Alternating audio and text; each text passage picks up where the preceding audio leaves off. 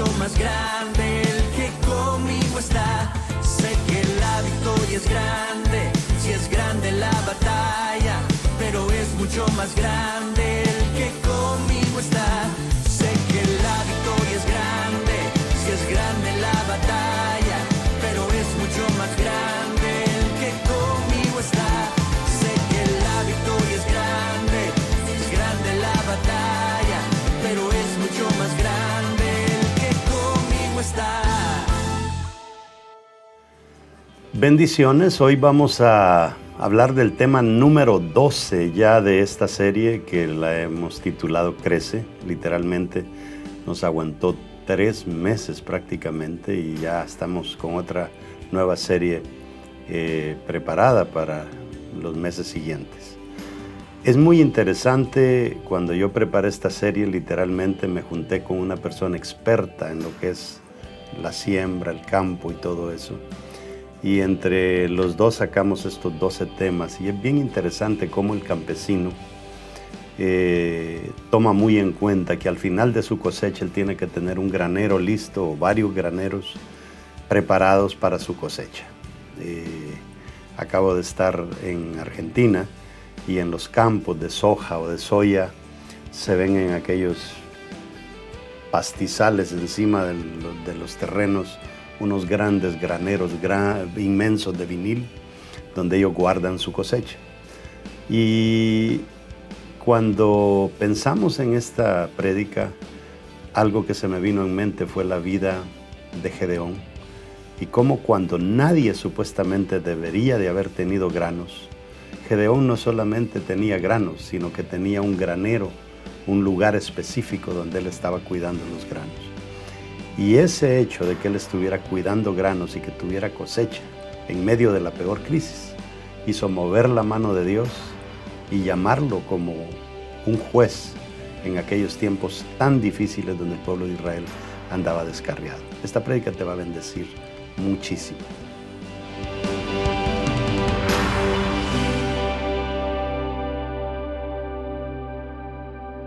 Levante su Biblia conmigo y diga: la Biblia es palabra de Dios. Si Dios lo dice, yo lo creo. Si Él dice que tengo riquezas, soy rico. Si Él dice que tengo salud, soy sano. Si Él dice que tengo salvación, soy salvo. Si Él dice que soy su hijo, soy importante. Por eso, de hoy en adelante, nadie más me definirá. El único que me define es Dios, mi Hacedor. Démosle un aplauso al Señor.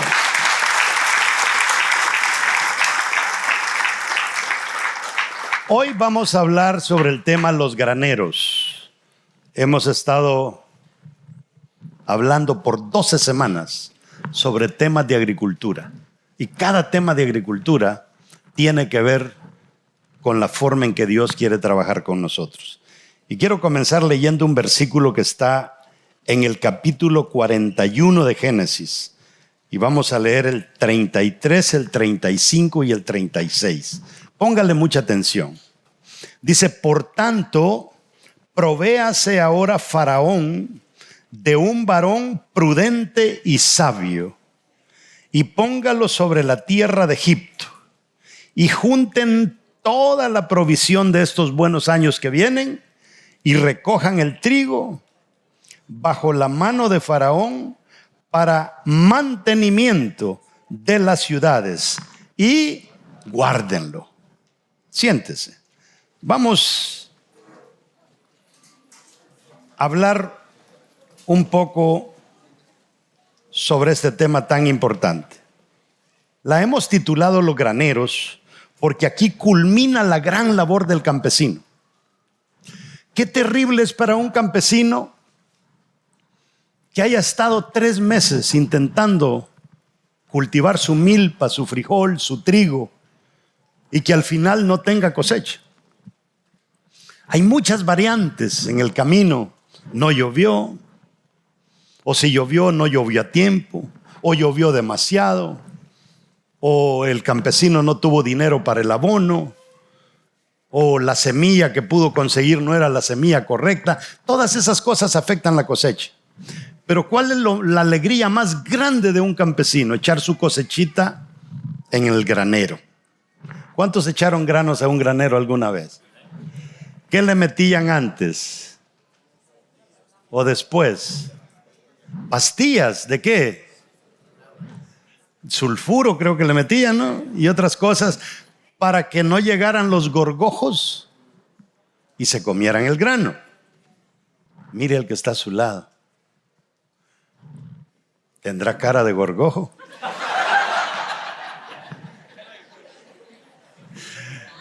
No sé si le llaman gorgojo en todos lados, en Colombia no sé si le llaman gorgojo, en Centroamérica creo que usamos la misma terminología, pero es un animalito que se mete y se come el maíz, ¿ok? Y uno de pastor tiene que tener cuidado con el gorgojo. Por ejemplo, hay dos. Escuchaba a un cantante que ustedes conocen, pero no voy a mencionar su nombre. Él decía algo bien interesante. Decía, hay dos personas que determinan lo bonito que va a estar un culto: la predicación del pastor y el líder de la alabanza, el que escogió las alabanzas para ese domingo. Mire qué importante. Póngase a pensar usted que la gente que escoge las alabanzas simplemente viene por cantar. Pero durante la semana no le importa nada lo que acontezca en la iglesia. O el que toca el bajo viene solo por tocar, o el que toca la guitarra, o el que toca la batería. Y le estaba diciendo a los que lideran la alabanza, vamos a sacar los gorgojos. Si alguien no viene el domingo o durante la semana, no va a tocar.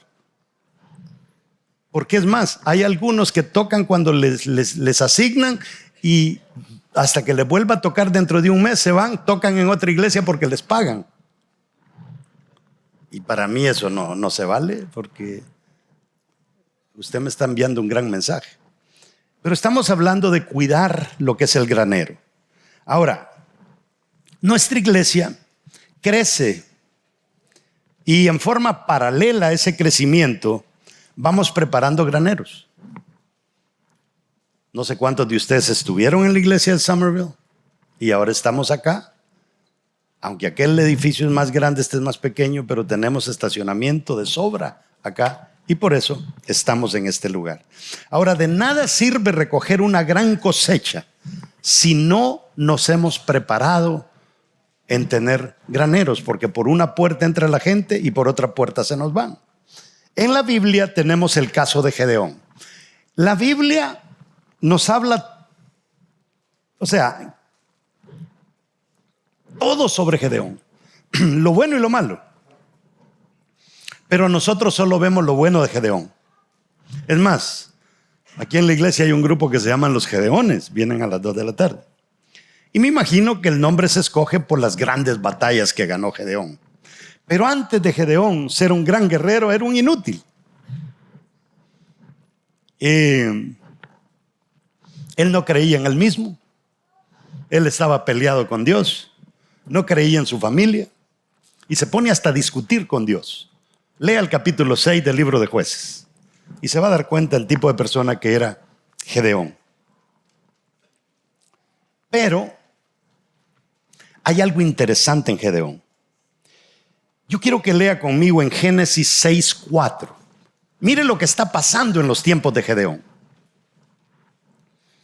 Dice, hablando de los enemigos de Israel, dice que acampando contra ellos, destruían los frutos de la tierra de Israel. Israel sembraba y el enemigo les arruinaba la siembra.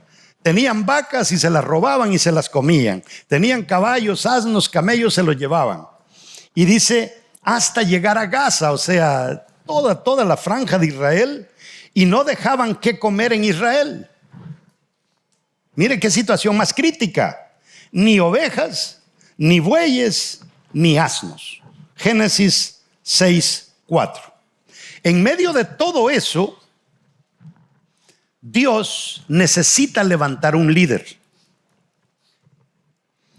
¿Cuántos de ustedes ya fueron a un lanzamiento en esta iglesia? Usted no fue a un lanzamiento porque terminó las semillas. o porque llegó el momento de ir a un lanzamiento. Usted fue a un lanzamiento porque Dios necesitaba levantar un líder en usted. Y usted dirá, pero es que a mí casi que me empujaron a ir. No. Es que usted es necesario para la obra de Dios. Pero a veces nosotros somos como Gedeón, que todos creen en nosotros, pero nosotros no creemos en nosotros mismos. Mientras viajaba de Guatemala para aquí anteayer, veía una película. Y yo para ver películas soy pero muy cuidadoso, pues, porque no quiero perderme hora y media viendo tonterías, que viendo películas de miedo. Yo no pierdo tiempo en eso. Porque mientras allá está la mujer, que viene aquel con el puñal y que ya la va a apuñalar, ahí van los de las cámaras, ¿verdad? Pura mentira. Y la apuñala y cae y corre sangre por todos lados.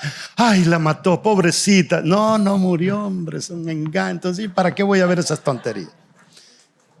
Pero veía una historia real. Un joven que se llamaba Brian, en la ciudad de Liverpool, en Inglaterra, él y su papá se peleaban mucho porque él tenía unas ideas brillantes y el papá se había quedado como a la antigua. Y le dice, papá, montemos algo que no existe. Era el Amazon de aquellos tiempos. Le dice, seamos la empresa número 1 en Inglaterra, que tengamos todos los discos que se producen en el mundo. Y que en menos de 5 días nosotros hacemos llegar esa música en todo Inglaterra y por qué no en toda Europa. Y el papá lo apoya y comenzó. Un día lo invitan a un lugar que se llamaba La Cueva a ver un concierto. Y le cuento esto porque a veces el mundo nos da cátedras a nosotros, los cristianos. Y él llega a este lugar y no había ni asiento para él y se queda parado. Y entran 4 muchachitos a tocar, jovencitos. Y comienzan a tocar y el tipo se queda parado, viendo con la boca abierta, viendo a estos muchachitos. Y cantaron bien y al final él se acerca a ellos. Y uno de los muchachos se llamaba John. Ya usted se imagina para dónde voy. Y comienza a hablar con ellos y les dice, wow, ustedes son grandiosos. Y el John comienza a reírse y le dice, grandiosos nosotros, ¿no? Si a nosotros de milagro nos dejaron tocar esta noche, nosotros no servimos. Y entonces él cree en ellos. Y ellos están allí porque acaban de grabar una canción. Y el que les ayudó a grabar la canción en Alemania tiene ciertos derechos porque ya él puso el dinero. Y este muchacho que se llama Brian va donde esta persona y le dice, oye, tú eres el manager de este grupo. Manager yo, le dice, que voy a perder el tiempo con el muchacho. Arriesgué mi inversión para pagarles un disco en Alemania. Y no los quieres, si los quieres tú, agárralos. Y va él donde los muchachos y les dice, muchachos, ya pensaron en tener un manager. Manager nosotros. ¿Y quiénes somos nosotros para tener manager, Dios mío? Y los logra convencer. Es que le dice, ¿saben qué? Yo veo en ustedes a un grupo que van a superar a Elvis Presley. Y se ponen a reír los muchachos. Pero aceptan. Y él comienza a liderarlos. Esto pasó en 1962, 63, 64, 65. Graban su primer canción. Y aparecieron como la banda número 49 en el mundo. Y el papá le dice a este jovencito, le dice, estás perdiendo el tiempo, esos muchachos no van para ningún lado. En 1962, esta banda se ubica en el primer lugar en todo el mundo. Y de repente les cae un comunicado de Elvis Presley felicitándolos. Ese grupo se llamó los Beatles. Y en 4 años conquistaron el mundo con su música, solamente porque hubo una persona que creyó en ellos. ¿Y sabe qué? El tipo de contrato que tenían con este hombre era: si quieren trabajar conmigo, yo soy su manager. El día que ustedes decidan que yo no soy, yo dejo de liderarlos. Nunca ellos pensaron quitarlo a él como su manager y poner a otro, porque fue alguien que creyó en ellos. Y aquí tenemos un montón de gente que no solamente necesitamos, leí la declaración de fe, porque quiero que escuchen de que Dios cree en nosotros. Pero algo importante también es que la gente crea en nosotros. Pero lo más importante, ¿de qué sirve que la gente crea en nosotros si nosotros no vamos a creer en nosotros mismos? Y así era Gedeón. Gedeón no creía en él mismo. Y hay algo que nadie podía ver sino solamente Dios. Y resulta que en medio de todo eso, que les comían la cosecha, si usted lee el verso 11 y 12, el 11 dice, Jueces 6:11, si usted lo tiene en las notas: y vino el ángel de Jehová y se sentó debajo de la encina que está en Ofra, la cual era de Joás Abieserita, y su hijo Gedeón estaba, ¿qué dice que estaba haciendo? Sacudiendo el trigo. ¿Qué le dice eso a usted? Que mientras nadie tenía granos, Gedeón tenía granos. En el mismo mundo, en el mismo contexto, en el mismo país, en la misma tierra, hay gente que se está muriendo de hambre y hay gente que está teniendo éxito. En esta misma ciudad, en este mismo estado, donde se dice que este es un sepulcro de pastores, a mí cuando comenzamos Vida Real alguien me dijo: es imposible levantar una iglesia en Massachusetts con más de 300 miembros. Y mire dónde estamos. Solo casi en esta reunión tenemos el doble. Porque no hay que esperar que otros crean en nosotros. Nosotros en Dios, amados hermanos, podemos hacer cosas grandiosas, pero sin Dios no lo podríamos lograr. Entonces vemos de que Dios ve algo en Gedeón. Y sigamos leyendo.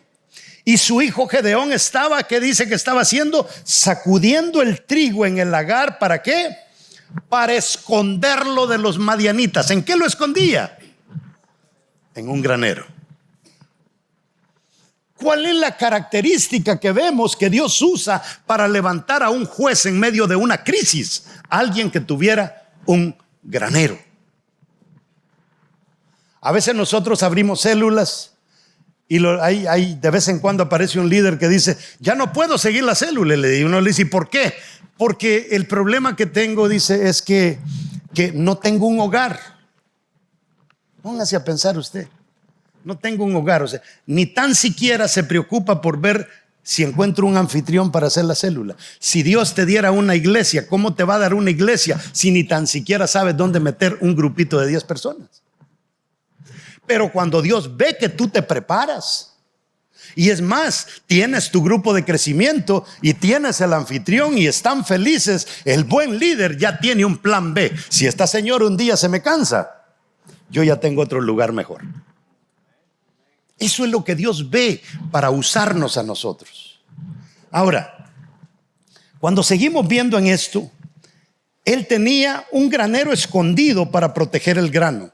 Y no solamente de la polilla, sino también del enemigo.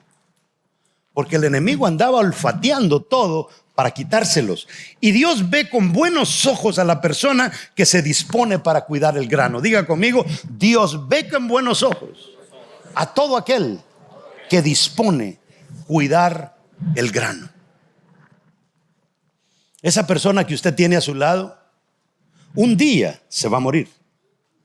Y un día o va a ir al cielo o va a ir al infierno. Y usted puede hacer una gran diferencia en esa persona. Porque hay gente que dice, no, hermano, estamos en pleno 2025 y usted todavía creyendo en el infierno. No creas,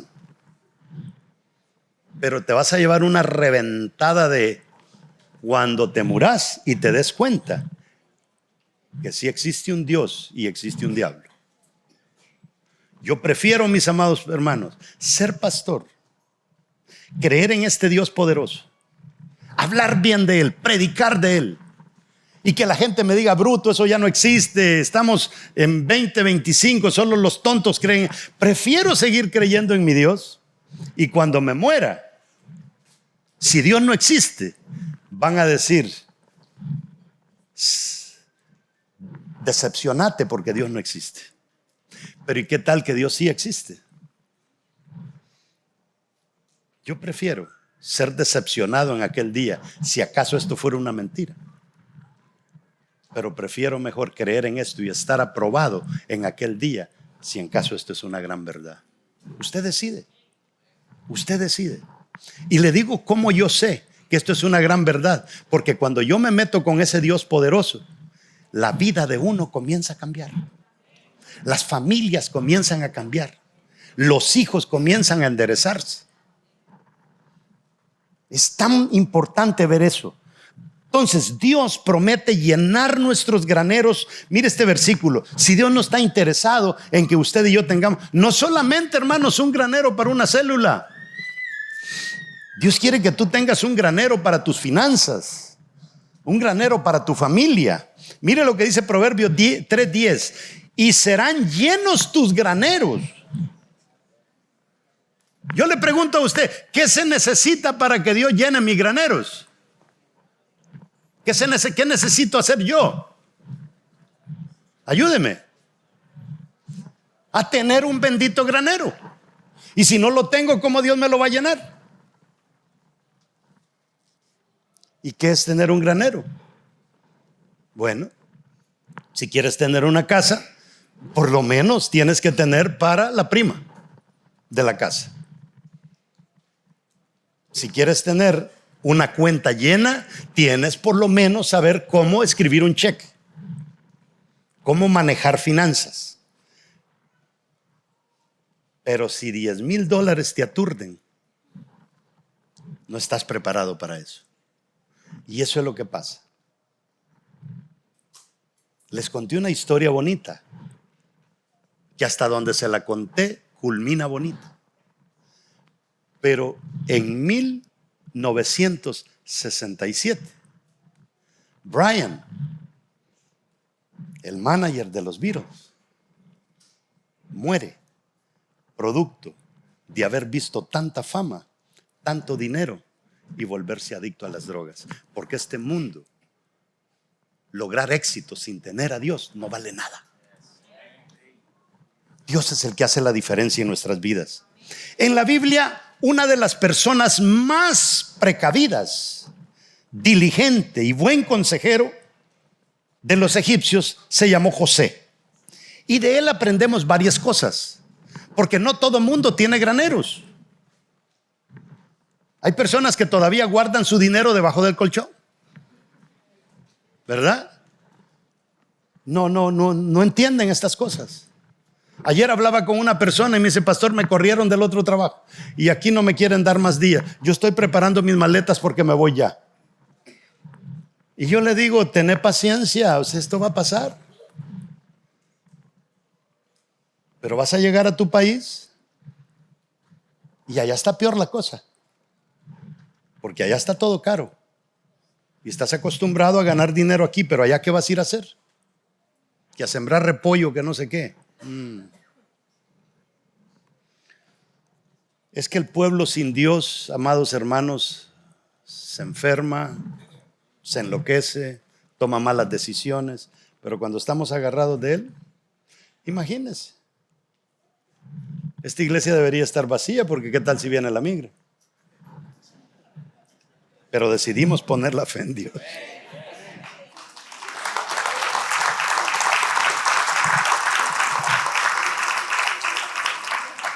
Una de las cosas que vemos en José es que José apunte esta característica: José es una persona adelantada de tiempo. Nosotros tenemos que adelantarnos a los tiempos. Y eso es lo que tratan de enseñarnos en este país. Desde que nuestros niños están chiquitos, nos dicen: vaya poniendo un dinerito aparte para la universidad del muchacho. Llega a tener edad de universidad y dice: ¿cómo le hago? Y comienza a comerse las uñas porque no fue adelantado de tiempo. Hay personas muy adelantadas de tiempo. En una ocasión en Inglaterra, alguien se inventó, hace como unos 20 años, vender el hacer mausoleos donde moría una persona y ponerle todo adentro, hasta una tablet, cuando ya comenzaron a salir las tablets o una iPad, para que comenzaran a pasar las fotos y los videos de todo lo que el difunto hizo. Y como comenzaba el auge de los teléfonos inteligentes y los iPads y todo, no vendió ni una tumba. Y todos dijeron, cuando hicieron el análisis, dijeron: ¿por qué no vendió ni una tumba?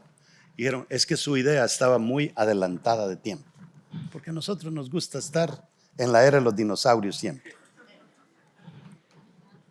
José era un adelantado de tiempo. Las personas visionarias son capaces de ver las cosas antes de que sucedan. Y por lo tanto se preparan a tiempo y no son sorprendidos por malos momentos o malas noticias. Estaba en Guatemala anteayer, me fui a tomar un cafecito y me encontré con un señor con un cartel en una de las calles de Guatemala y decía: fui deportado, ayúdeme. Por Dios santo. Debería de decir: nunca he ido a los Estados Unidos, ayúdeme. Pero un deportado que ande con un cartel que diga: fui deportado, ayúdeme, ¿qué le pasó? No ahorró. Y eso es lo lindo de Dios. Cuando tenemos a Dios, Él nos alumbra. Él nos hace ver las cosas antes de que sucedan.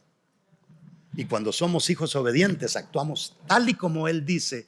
Y diga conmigo: nos va bien. Eso es una gran realidad. Ahora, el rey de Egipto notó eso en José. Miren, lo notó tanto, lo analizó al grado que le cambió el nombre. Dijo: este tipo no se puede llamar José, aunque es un gran nombre. Y se inventó un nombre que, si usted lo busca, le puso Zafenat Panea.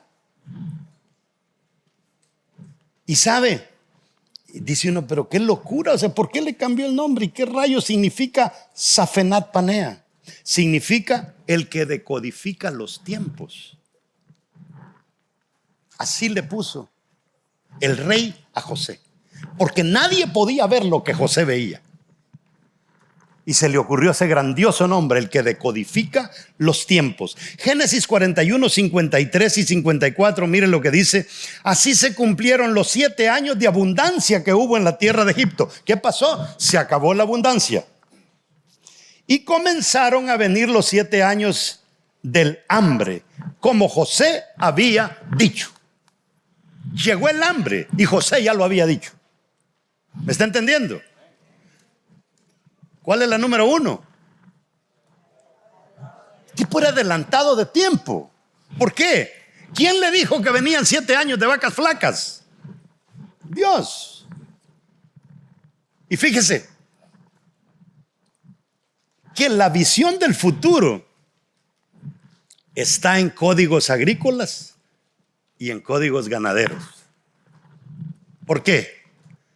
Porque le habló de 7 vacas gordas y 7 vacas flacas. ¿Qué es eso? Diga conmigo: ganadería.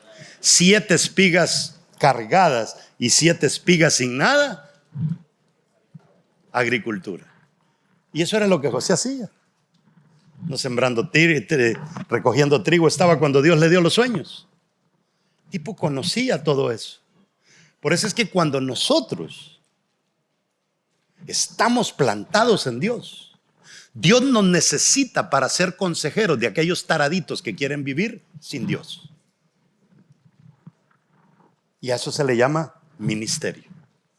Ahora, no solo lo profetizó, todo sucedió como él dijo. Y lo mejor de todo, que se preparó para lo peor. Hay que prepararnos para lo peor. Cuando vino la pandemia, la mayoría de iglesias no estaban preparadas. Nosotros lo primero que hicimos, iglesia en línea. Ya estábamos preparados, ya estábamos dando nuestros primeros pasos en la iglesia en línea. ¿Sí? No nos detuvo absolutamente nada. Mi abogado es católico, gran hombre el tipo. Me dice, es que yo admiro cómo ustedes los evangélicos predican, me dice. Y le digo, ¿y cómo está la cosa? Le digo, en tu iglesia durante la pandemia. No llega nadie, me dice. Porque todos los miembros son viejitos y todos los viejitos tienen miedo de morirse, me dice. Entonces no llega nadie. Y le digo, ¿y por qué no usan Zoom? Y me dijo, no saben qué es eso. ¿Me está entendiendo? ¿Por qué? Porque nosotros, amados hermanos, somos hipócritas. Nosotros hacemos una gran celebración durante la Semana Santa. Hacemos una gran celebración durante la Navidad. Pero el resto del tiempo lo vivimos a nuestra manera. Hacemos lo que nos da la gana, como nos da la gana. La última noche que estuve en Guatemala, me dice una persona, pastor, vamos a la zona 1. ¿Y qué hay en la zona 1? Es el casco antiguo, vamos a ver. Y yo no tenía muchas ganas, pero le dije, vamos, nos vamos a meter. Una trabazón, hermano. Había más de 1 millón de personas. Más de 1 millón de personas. ¿Y sabe lo que había? Una procesión. Y hermanos, traen una gran cosa en los hombros, como de esta pared a la otra pared. ¿Y sabe qué? Ahí van cargándolo. Le llaman los cucuruchos, ¿cómo le llaman? ¿Ah? Sí, ¿verdad? Los cucuruchos, todos de morado y blanco. Y van allí, mire, aquí se van apoyando. Y una cuadra caminan. Y entran otros y se zafan los que ya cargaron. Y atrás venía otra gran cosa. Allá venía la Virgen María. Y la traían solo mujeres. Y en Guatemala es un poco difícil encontrar que todas sean parejas, porque en la capital hay mujeres altas, pero en los lugares de afuera son bajitas. Imagínense el trabajo de anivelar eso. Pero unas medio agachaditas y otras más paraditas la llevaban. Una cuadra y entraba el otro equipo. Y comienzo a preguntar yo, oiga, ¿cómo funciona esa cosa? Me dice, no, me dices que se paga por cuadra. Híjole, encima de llevar eso por una cuadra hay que pagar. Ah, sí. Y entre más se va aproximando a la iglesia, más se paga. Pero mire, hay gente llorando. O sea, ellos lo hacen con devoción.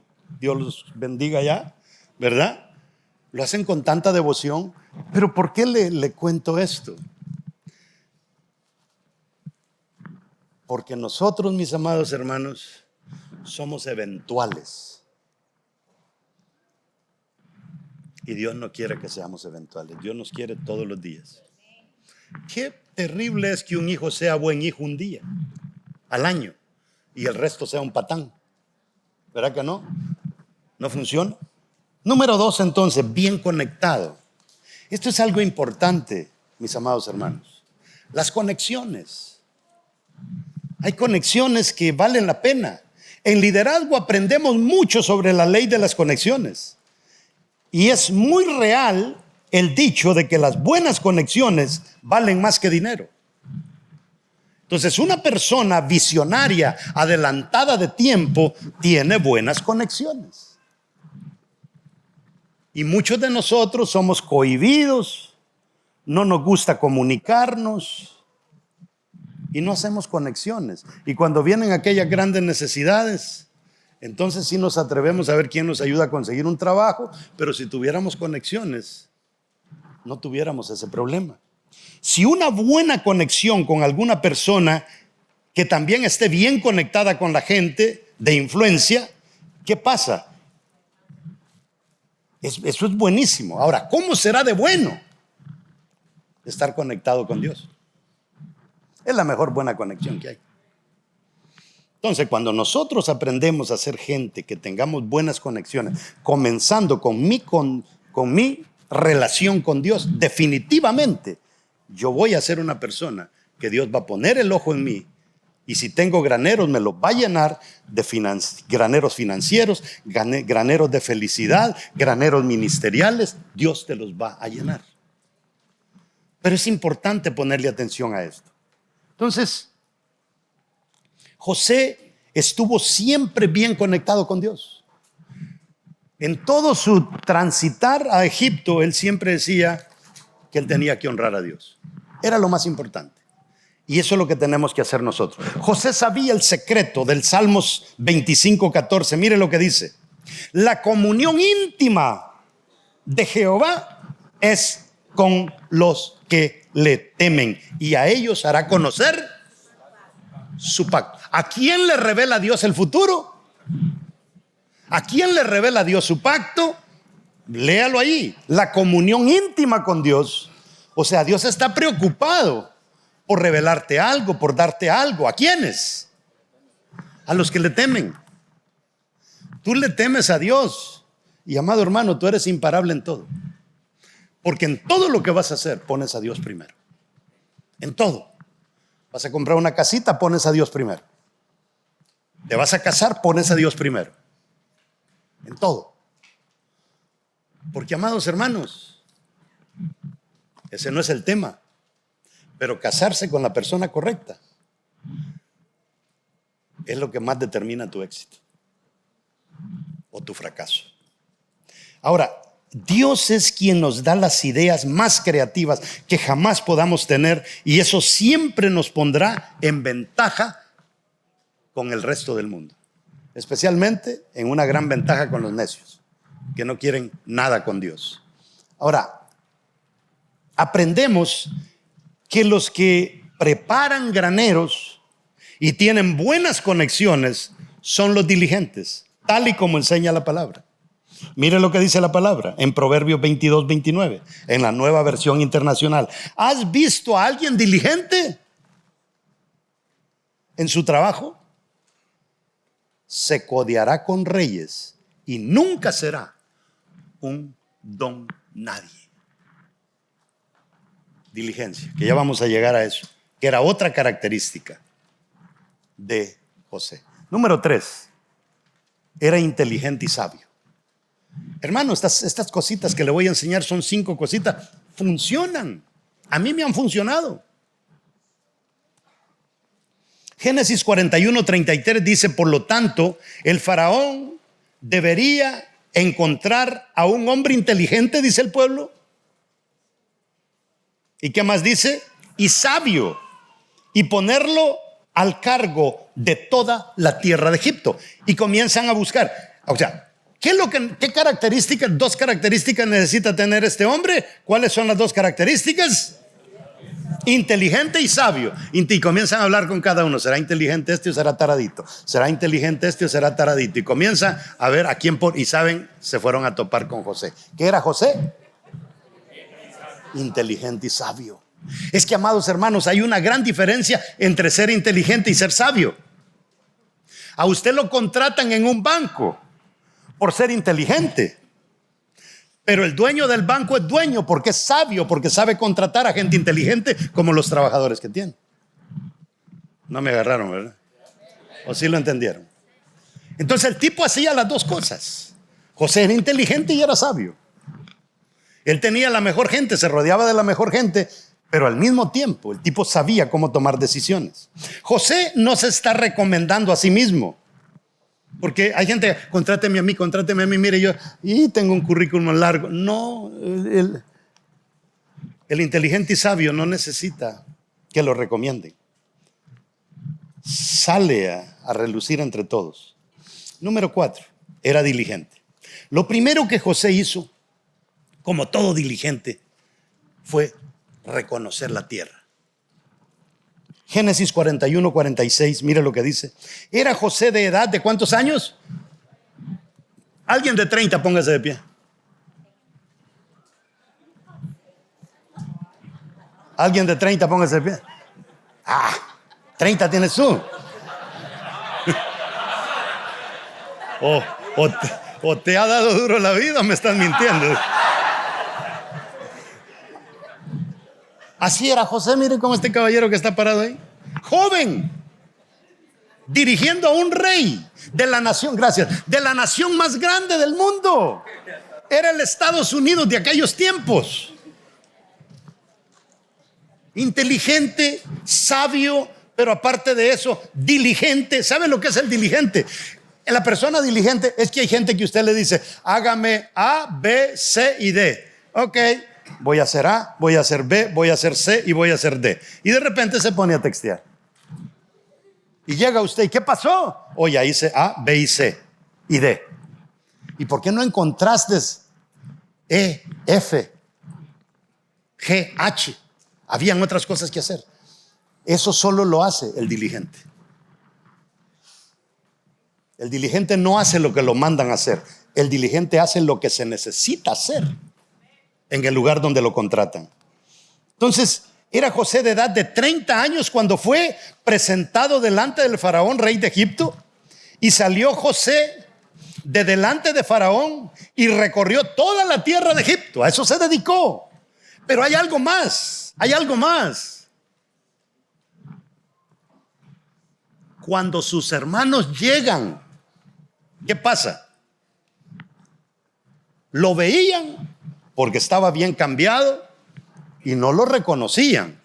Lo oían hablar y no lo reconocían. ¿Cómo que lo oían hablar y no? ¿Qué hablaba? ¿Qué hablaba José?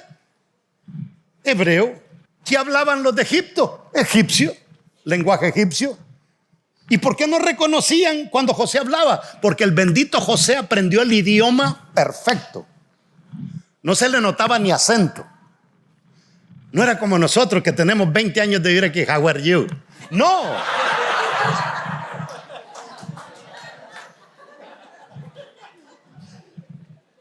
O está la mamá en el teléfono. Hello. Oh, English, hijo. Excuse me, my son translates for me. Ayúdame. 30 años de vivir en este país.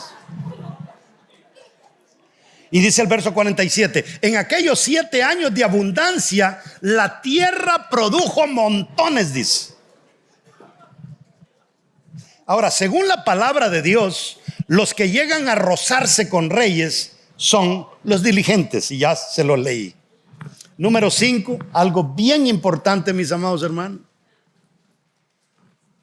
que José era un perdonador. Porque podemos tener todas las características anteriores. ¿Y sabe qué es lo que pasa cuando nosotros tenemos esas 4 características anteriores? La gente nos odia. Y la gente nos quiere derribar. No sé cuántos de ustedes vieron un video que acabo de hacer estos días de alguien que me dijo pestes en las redes sociales. ¿Lo vieron? Solo en YouTube lo vieron 500,000 personas. Porque yo dije, mira, hijo, esto es lo que yo hago cuando tú dices que soy un vago, que consiga trabajo, que no sé qué. A uno lo persiguen. Pero uno tiene que ser perdonador. Imagínese usted cuánta gente yo escucho llorar, pastores, que yo no quiero regresar a mi país porque mis hermanos fueron malos hermanos cuando yo estuve. Yo no quiero ayudar a mi hermano aquí en los Estados Unidos porque usted no sabe lo que me hizo en el pasado. José no guardaba esos rencores. ¿Sabe usted que los 11 hermanos dijeron, matemos a este desgraciado porque ya nos tiene hasta el copete? Matémoslo. Y alguien benevolente ahí salió y dijo, no lo matemos, vendámoslo. Imagínense. Cuando llegan muertos de hambre a Egipto, si tuviéramos una 38 o una Magnum 357, hubieran dado ganas de soltarle todo a esos tipos. Pero ¿qué hizo José? Les dio granos. Les dio granos, los bendijo. Y los preparó para que vinieran a la mejor tierra de Egipto. José era un perdonador. Mire lo que dice Génesis 41:51. Y llamó José el nombre del primogénito Manasés. Lo primero que él dijo, el primero que me nazca, dijo, tengo que ponerle un nombre especial. Porque dijo, Dios me hizo olvidar todo mi trabajo. Yo pude perdonar a mis hermanos. Yo pude perdonar a mi papá que no creyó en mí. Yo pude perdonar a mi mamá que tampoco creyó en mí. Yo perdoné a la mujer de Potifar. ¿Me está entendiendo? Y ahí anda usted atascado que ya fue un bendito encuentro, tiene que ir a otro y todavía anda con ese nudo en la garganta.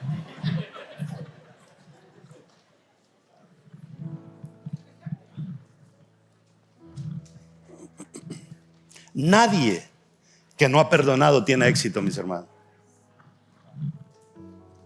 Nadie.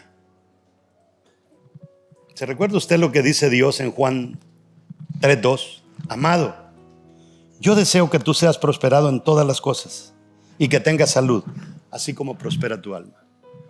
Dios dice, yo los quiero bendecir a ustedes, pero si su alma no prospera, yo no los puedo bendecir. Y si usted no sabe qué es el alma, son mis pensamientos, mis sentimientos y mi voluntad. Si yo no cambio mi manera de pensar, si yo no cambio mi manera de sentir y no cambio mi manera de actuar, Dios no me puede bendecir. Entonces Dios dice, ayúdame, cambia esas 3 cositas y yo te voy a prosperar en todo. Sencillo. La falta de perdón nos puede estar frenando o obstaculizando una gran bendición. Este versículo demuestra el anterior que José era un perdonador. José había sufrido maltrato tanto en su casa, en la casa de Potifar, en la cárcel y hasta de Faraón al principio, porque estaba privado de libertad. Ahí también fue donde su compañero lo engañó, compañero de cárcel, panadero, el copero, se recuerda la historia, y los perdonó también. ¿Y sabe quién? ¿Quién nos enseña a ser perdonadores? Jesús. Me llama mucho la atención un versículo que dice que a todos sus discípulos Jesús los amó hasta el final. O sea que Jesús está siendo clavado. Y estaba viendo un video de cómo Jesús, de una persona experta, de cómo Jesús tenía que levantarse para agarrar aire. Cada vez que tenía que tomar bucharadas de aire, él tenía que levantarse y tenía que apoyarse en los clavos del pie. Y después se soltaba y los clavos de aquí. Y él está ahí. Y dice que Jesús amó a Judas hasta el final. Yo hubiera dicho, ay, desgraciado, mira cómo estoy por culpa tuya.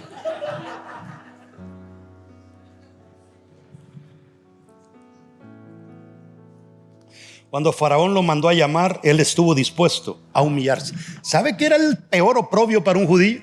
Rasurarse. Y él dijo, no, si el rey me llama, yo me corto la barba. Se cortó la barba y llegó donde Faraón. Se humilló delante de él, aún yendo en contra de cosas que su religión le habían enseñado que no era así. Y por último, fructífero. Cuando tú llegas a todo eso y cuando eres fructífero, ¿qué vas a necesitar? Graneros. Génesis 41:52, y llamó el nombre del segundo Efraín, porque dijo, Dios me hizo fructificar en la tierra de mi aflicción. Oiga, ¿cómo era la tierra? De aflicción. ¿Qué le pasó en la tierra de aflicción? Fructificó. No me venga con cuentos usted que se va para California porque aquí las cosas están mal. No, el que está mal es usted. O me voy para Georgia, me voy para la Florida, y ya me harté de este lugar. No, hártese de usted mismo y deje de andar de un lado para otro.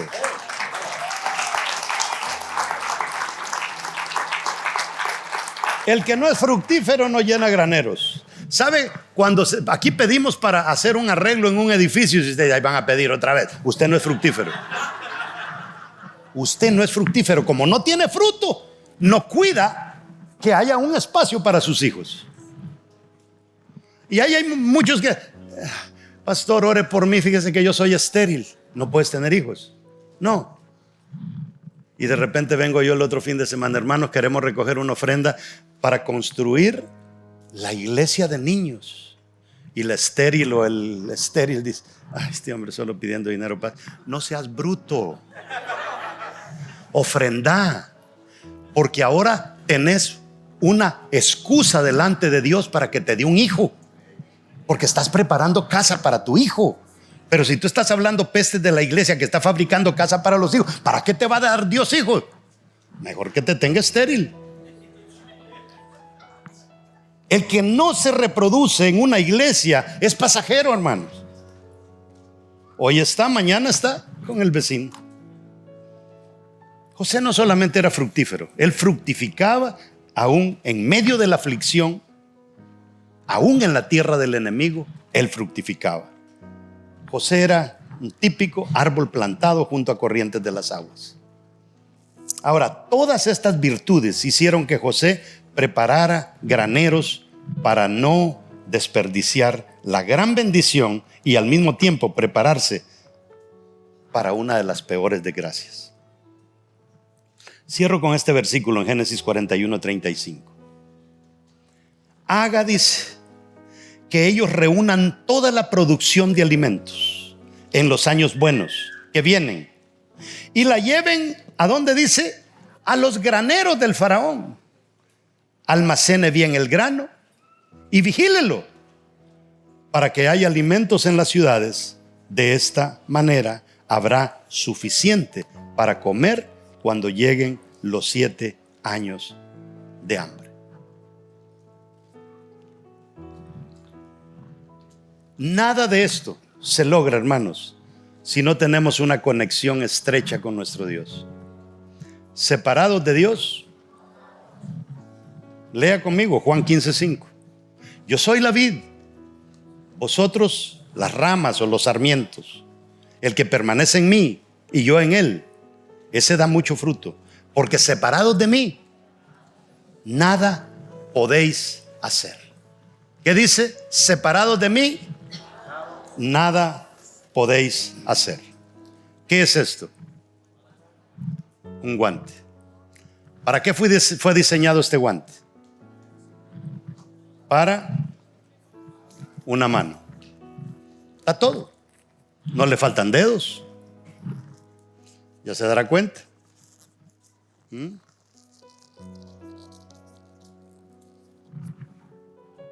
¿Quedó? Perfecto. ¿Por qué?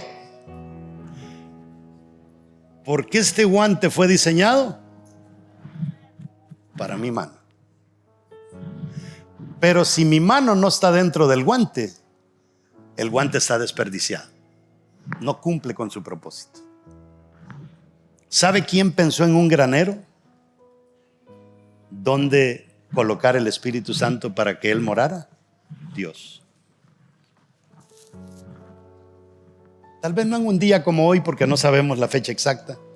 Una cosa sí le digo: Jesús no resucitó domingo. Jesús resucitó sábado. Porque no hay cosa más grande en la historia que la resurrección de Jesús. Y no hay ninguna cosa que valga más para los judíos que el sábado. Y esas dos cosas había que juntarlas: la resurrección con un sábado. Las mujeres no vinieron el sábado porque no se les permitía. El domingo en la mañana vienen y ya no está. Pero Jesús muere como a las 3 de la tarde.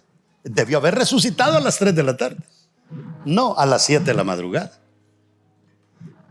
Jesús resucitó antes que eso. Y cuando Él resucita, literalmente, nosotros ahora tenemos una oportunidad de ser libres de pecado. Y ahora el Espíritu Santo dice: puedo volver a habitar en el ser humano. Y cuando Dios está en nosotros, es como cuando mi mano está en el guante. Cuando mi mano está en el guante cumple con su propósito. Pero cuando yo me quito este guante, ¿y sabe qué? Hay guantes S, M y L, porque este era como L o como S y yo soy. Así somos muchos de nosotros, mire, ahí en el mundo. Y lo que nos hace falta es que Dios entre en nosotros. Él lo diseñó a usted como alguien diseñó este guante, para Él estar en usted.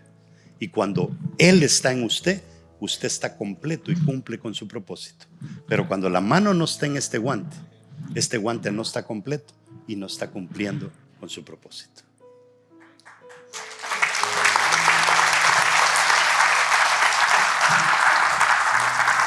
Póngase de pie.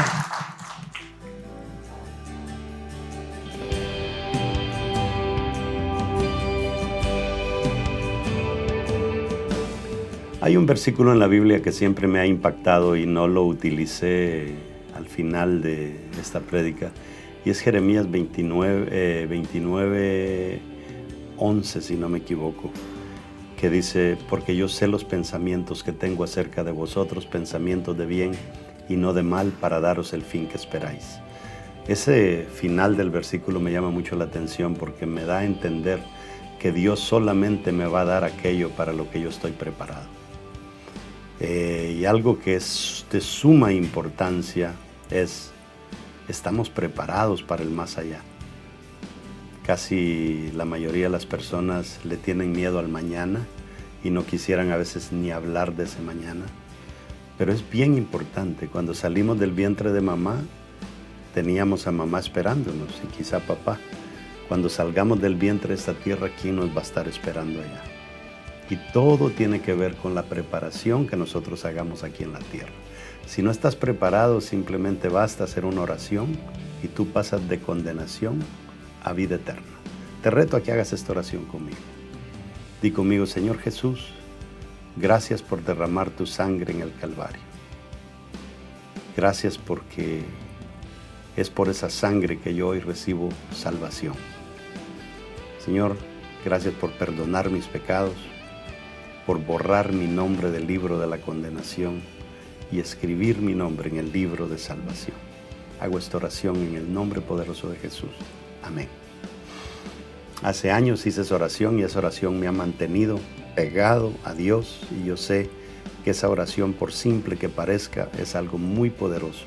Ahora te invito a que te conectes a una congregación en el área donde tú vives y te aseguro que tu vida nunca más va a ser la misma. Y a todos ustedes que me siguen, que escuchan mis prédicas y que están esperando las nuevas series, gracias por estar ahí siempre, y los invito a que no se aparten de estos canales en los que transmitimos, que cada mes, cada año vamos a tener algo nuevo para ustedes. Dios me los bendiga.